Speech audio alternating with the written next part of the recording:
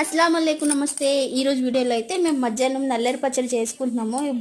దుమ్ములకి చాలా మంచివండి ఇవి. పప్పుల్లోని అలాగే పచ్చడి కూడా చేసుకుంటారు. చాలా మంచి ప్రయోజనాలు అయితే ఉన్నాయి. మా అమ్మమ్మ అయితే చెప్తారు. నాని చెప్పు, ఇవి ఎలా ఉండాలి ఏంటి చెప్పు ఒకసారి. వండడం గురించి వండడం అయినా పచ్చడి అయినా పప్పుల్లో అట్లా.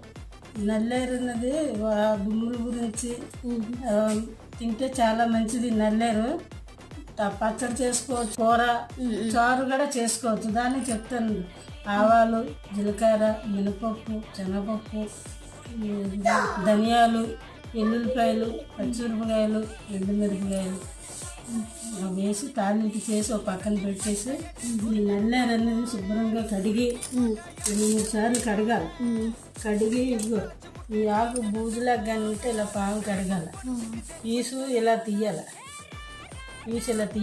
మునగాకు ములంకాయలు తింటే